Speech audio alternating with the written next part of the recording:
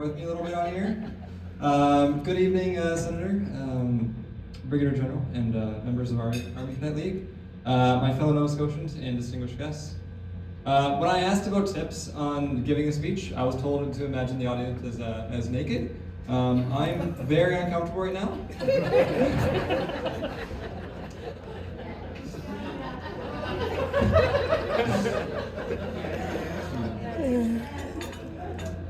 My name is Jake Reeves, as you guys heard, and I'm here with you as I was named the most outstanding Army Cadet for this year.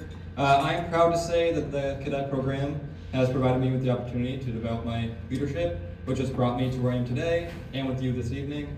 I would like to take this opportunity to share my experience, and I hope you all will enjoy listening to me.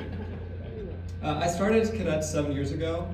Which due to the fascinating time paradox that was COVID, it feels like 15 years. It's terrible. When I first joined, I was a short and tiny little boy who wasn't aware what was going on around him. Other than who to listen to and how to follow directions. I was basically just a robot, living for life. It's definitely traits that help with the following part of cadets versus the leadership part of cadets, which was good for me at that moment. It wasn't until COVID where my leadership actually developed. Once we were permitted to go back to in-person training, I suddenly found myself in a position where I was looked at for guidance as a leader, and since the COVID, I didn't actually have any prior experience on how to be one. I suddenly had a role to fill, an opportunity that was exactly what I needed to grab a hold and take charge, allowing for my understanding of where my fellow senior cadets are and how we could complement each other through our strengths and weaknesses.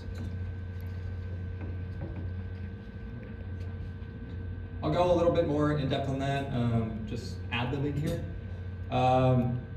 What I found during the little COVID break with my leadership is that there was a bit of a power vacuum.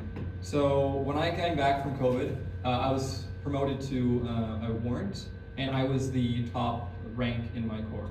So I had to wait 2 years before I could actually get to the age where I could be a chief warrant officer. So we had 3 people that were warrants leading a group of about 30 kids, and we did not know what we were doing.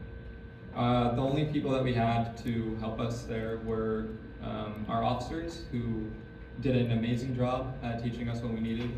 I also feel like the 3 warrants that we had really stepped up, and I find that is exactly what we need to be doing, is when an opportunity arises where somebody who has not had the opportunity to prove themselves, once they can, if they can take charge and go forward, I love it.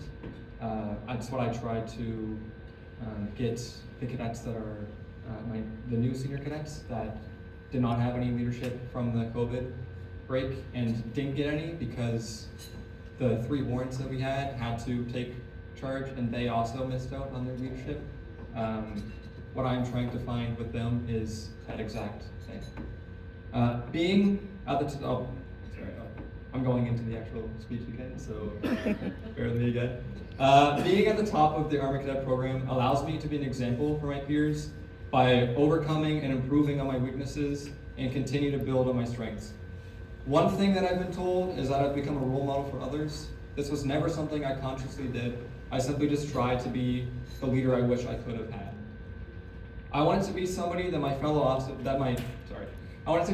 officers and cadets would remember as an example. So being told that I was the most outstanding Army Cadet allowed me to fully accomplish my mission, as one of the last restraints as a leader in person was that I always felt like I was second place. For once, I knew for certain that this was not the case, and because being second hurt my pride, I find that I'm better able to help and raise people surrounding me. Nobody will ever be able to become a great leader without a great supporting cast. A great leader is someone who knows how to appreciate and give back to those who have helped them. If it wasn't for having somebody in my second place spot, I would have gone insane years ago.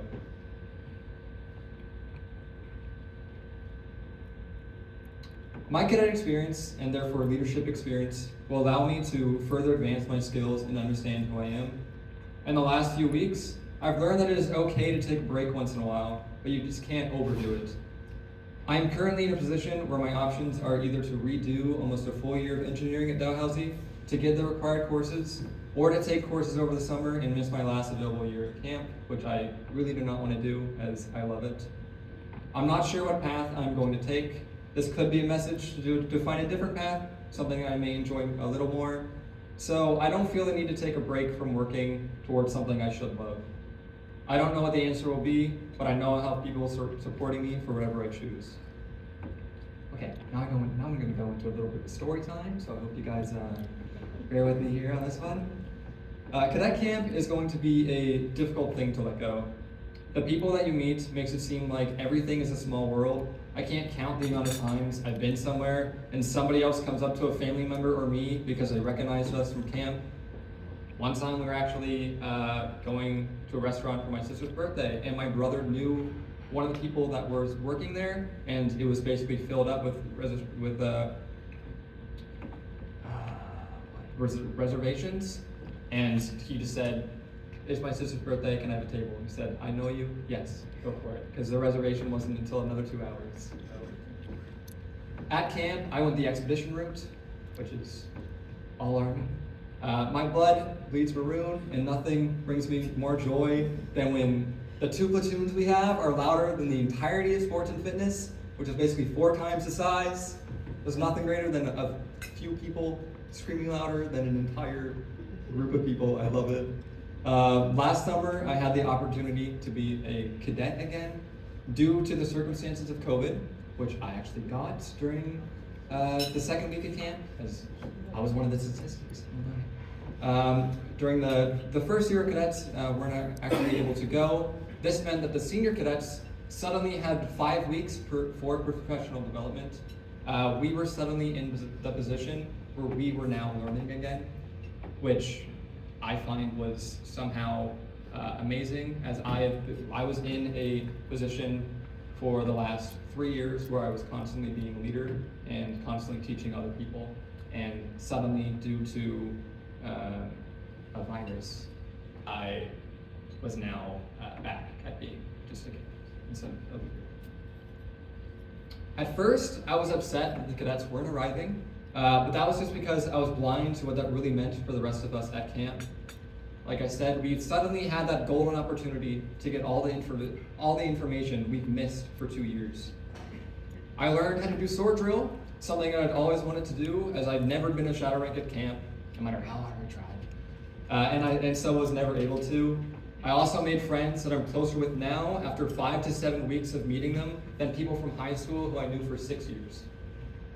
This is why if someone ever asked me about the best or craziest thing I've ever done, the first few words are, this one time at camp.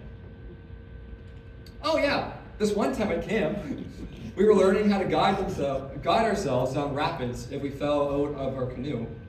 A few people at a time were going down the rapids while everyone else was practicing using throw ropes, which, if you don't know, are little orange sacks with a little handle on it that you're supposed to throw at somebody if they're going away. The idea of that was, you're supposed to guide yourself to a certain spot, and then you're supposed to swim as hard as you can against the rapids so you can get back to the shore. One of the cadets started swimming a little bit too late, however, so everyone just started throwing the ropes at him, trying to save him, but none managed to get close enough, so one of the officers had to go get him. I reference this as it is an example of having everything you should need to succeed, but if the timing is a little off, you may end up needing more guidance. The reason that I point this out is, for me, I feel like COVID was the kind of golden opportunity for me, and if my timing was a little bit off, or if it did not happen, I do not think that I'll be standing in front of everybody today. Just because it's kind of like a butterfly effect. I feel like everything happens for a reason, and this is what I see with young cadets that don't get experience before COVID. Some of them it's not the fact that they don't know something, it's just the fact that the timing for them to know something or to be greater was lost. And I find that what I feel like my job is now for being a leader is to get them back that experience that they have lost, even if I only have a little bit amount of time to do that left. I feel like any sort of change I can help is amazing. Yeah, like I will say, you can throw the rope to anybody, but you can't teach them how to grab it because they'll just float away. So what I feel like my job is to try to help. If it's not received, then they'll swim away and somebody else will have to go and get them. But I hope that they can help me help them. In conclusion, I would like to take a moment to thank the Army Cadet League of Canada once again, and especially the members of the Nova Scotia branch for this recognition and title that you awarded me this year. You have no idea how much this means to me, and I feel this title will only help me to keep pushing forward. I appreciate that my hard work and leadership was noticed. Thank you for giving me this opportunity to attend this event and to share my experience with all of you. It has been an honor to represent myself as a leader of the Army Cadets of Canada.